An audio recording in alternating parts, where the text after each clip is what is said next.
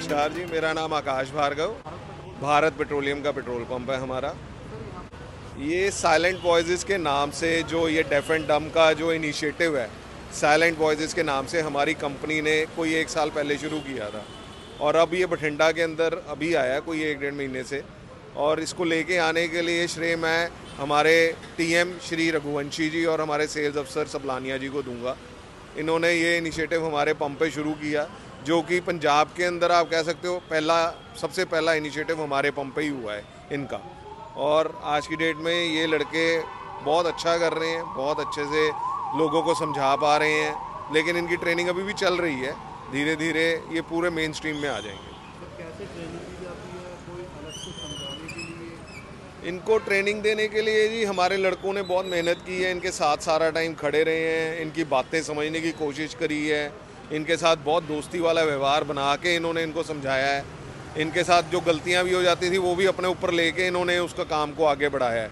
इन लोगों को पूरा सपोर्ट दिया है, जो कि मैं अपने लड़कों को बहुत ज़्यादा धन्यवाद करूंगा, और इन लड़कों को भी जो ये काम कर रहे हैं। तो कंपनी के टच में कैसे है? कहाँ से कंपनी ने हायर करती है या कहाँ से? कंपनी ने ना बहुत, हमारे जो ईडी साहब थे उन्होंने कहीं पे देखा इन लोगों को, और हमारे को वर्कफोर्स की बहुत ज़रूरत है हमारे पंपों पे, तो इन्होंने देखा कि ये लोग काम कर सकते हैं। उन्होंने एक इनिशिएटिव लिया, लोगों को बहुत कोशिश करके इन्होंने बढ़िया तरीके से, जहाँ पे एनजीओ चल रहे हैं, जैसे एक एनजीओ लुधियाना में है, उन्होंने यहाँ पे उनके साथ कंपनी ने टाई अप किया और वहाँ से ये आदमी आए हैं।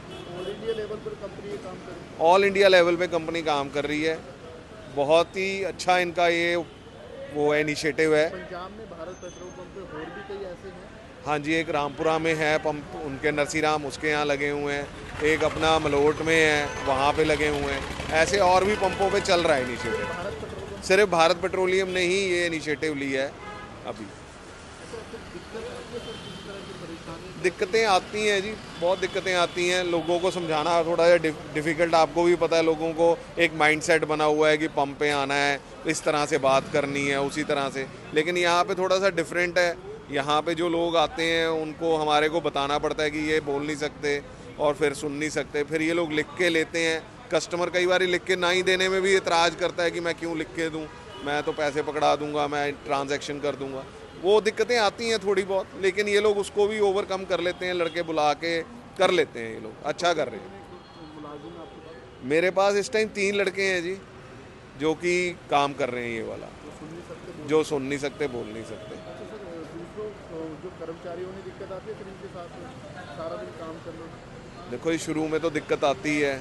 शुरू में लड़के इनकी बात नहीं समझ पाते थे, तो इनको भी बड़ा दिक्कत आती थी। वो दिक्कत क्या, मतलब कि एक तरह से मिसकम्युनिकेशन हो जाता था, लेकिन अब वो धीरे धीरे दोस्ती हो गई है आपस में, तो ये लोग एक दूसरे की बात समझ लेते हैं। तो दिक्कत किस तरह की आई? जैसे ये लोग, हमारे लड़कों को भी आदत नहीं होती बात करने की, जो बात ही करने की आदत होती है, बुलाने के इशारे नहीं करते, लेकिन वही आवाज़ मारी, उन्होंने सुनी नहीं, तो ये लोग कंफ्यूज हो जाते थे।